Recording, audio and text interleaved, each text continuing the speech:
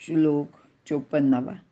ब्रह्मभूतः प्रसन्नात्मा न शोचति न कांक्षति समः सर्वेषु भूतेषु मदभक्ती लभते पराम.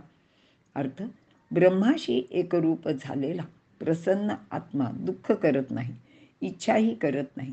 सर्व भूतांचे ठिकाणी तो सम असतो. त्याला माझी परमभक्ती मिळते. विवरण: प्रसन्न आत्मा म्हणजेच माणसाचे मन व बुद्धी प्रसन्न असेल तर आत्मासुद्धा प्रसन्न असतो.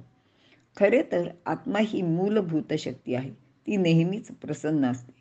परंतु आपले मन व बुद्धी प्रसन्न असेल तर माणसाला शोक होत नाही व कसली इच्छाही राहत नाही. निष्काम माणूस ब्रह्माशी एकरूप होतो व जो ब्रह्माशी एकरूप झालेला असतो तो सर्व भूतांचे ठाई समच असतो.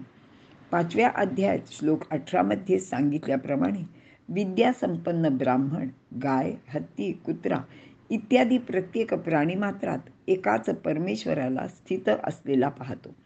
तो कोणामध्ये भेदभाव करीत नाही. असा समभाव प्राप्त झालेला माणूसच परमात्म्याचा परमश्रेष्ठ भक्त असतो, असे भगवंत सांगत आहेत. ब्रह्मभूत प्रसन्नात्मा न शोचती न कांक्षती. जो ब्रह्मरूप होतो तो नेहमी आनंदयुक्त असतो. यामुळेच तो कधीही शोक करीत नाही किंवा कोणत्याही भोगप्राप्तीची कामनासुद्धा तो करत नाही. तो नित्यतृप्त व सदैव आनंदी आणि प्रसन्न असाच राहतो. सर्व भूतेषु सम. सर्व भूतमात्रांशी समवृत्तीने व्यवहार करतो.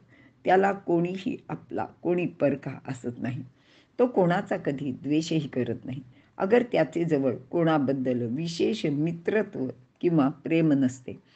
सर्वांशी समान व्यवहार करत असल्याने त्याचे आचरण निर्दोष असेच राहते. पराम मदभक्ती लभते. ज्ञानी पुरुष ईश्वराची श्रेष्ठ भक्ती करतो. त्याला ईश्वराचे सत्य स्वरूप व त्याचा आपला संबंध काय या संबंधीचे ज्ञान असते. त्यामुळेच आपले कर्तव्य उत्तम रीतीने कसे करावे हेही त्याला कळते, म्हणजेच ज्ञात असते. साम्य दर्शनानंतर कशाचाही त्याग करण्याची त्याला आवश्यकता उरत नाही. सर्वत्र आत्मरूप दर्शन झाल्याने विषयांची बाधकता संपते. विषय त्याग ही पायरी आहे. ते स्थूल दर्शन असते.